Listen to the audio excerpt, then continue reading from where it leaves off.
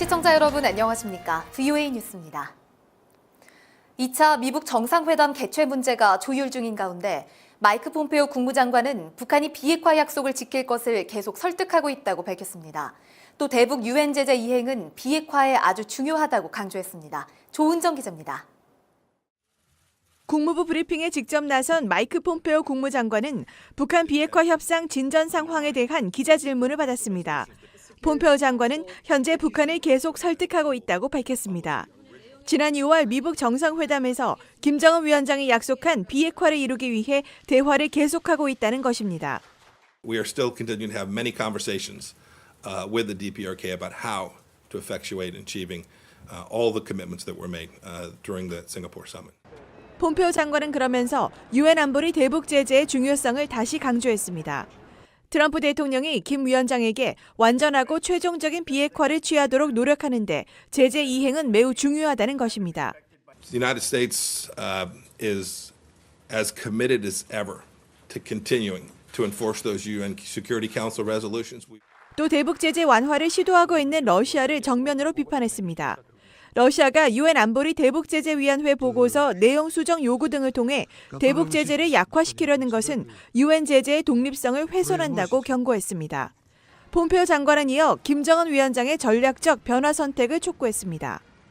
김 위원장이 북한 주민들에게 밝은 미래를 가져다주는 선택을 했다는 것을 전 세계가 알 수 있는 방법으로 비핵화는 진행돼야 한다고 강조했습니다. VOA 뉴스 조은정입니다. 미국 내 한반도 전문가들은 3차 남북 정상회담은 북한 비핵화에 초점이 맞춰져야 한다고 강조했습니다. 비핵화 중재자 역할을 자처하고 있는 문재인 대통령이 남북 경협을 비핵화보다 빨리 진행시키는 실수를 범해선 안 된다는 겁니다. 김칸희 기자의 보도입니다. 오는 18일 평양에서 열리는 남북 정상회담의 목표는 남북한 간 경제협력 진전보다는 실질적인 북한 비핵화 조치를 이끌어내는 것이 돼야 한다고 미국 내 한반도 전문가들이 강조했습니다. 미국이 기다리고 있는 북한의 비핵화 조치에 대해 동맹국인 한국이 역할을 해야 한다는 것입니다. President Moon is in a difficult position because he's tried very hard to connect North-South reconciliation progress with denuclearization, but the North-South process is moving much faster than the denuclearization. 한국 정부는 이번 정상회담에서 남북한 간 경협에 대해 속도 조절을 해야 한다는 지적도 나왔습니다. 미북 협상의 동력을 살리기 위해서는 반드시 비핵화에 대한 미북 간 이견 조율을 해야 한다는 것입니다. Need to just come together on definitions, and then we would need to define what would be covered by an agreement. How would we define destruction or elimination? 전문가들은 또 그동안 한국 정부는 지나치게 남북 관계를 발전시키고 싶어하는 인상을 주었다고 지적했습니다. 따라서 문재인 대통령은 김정은 위원장에게 비핵화의 진전이 있을 때까지 남북관계 진전에는 한계가 있다는 것을 분명히 알리고 김 위원장이 약속한 비핵화를 이행할 수 있도록 촉구해야 한다고 말했습니다. VOA 뉴스 김칸희입니다. 일본을 방문한 스티브 비건 미국 대북정책 특별대표가 14일 고노다로 일본 외무상과 만나 북한이 구체적 비핵화 조치를 할 때까지 종전선언은 할 수 없다는 데 동의했다고 NHK 방송이 보도했습니다. 또 두 사람은 미국, 일본, 한국 등 3국의 북한 문제에 대한 긴밀한 협력을 재확인했습니다. 고노 외무상은 북한의 일본인 납치 문제와 핵 미사일 문제 해결 뒤 국교 정상화가 이뤄지면 북한과 경제 협력을 할 것이라는 일본 입장을 비건 대표에게 설명한 것으로 전해졌습니다.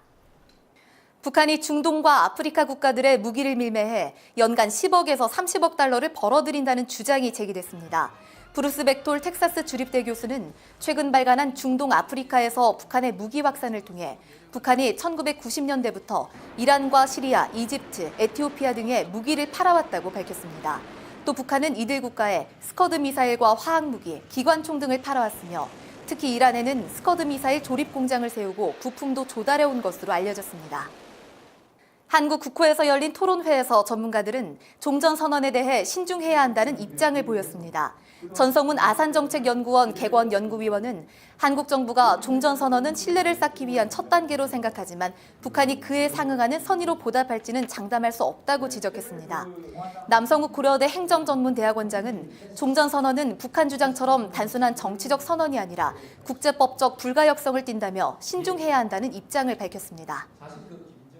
VOA 뉴스 마칩니다. 시청해주신 여러분 고맙습니다.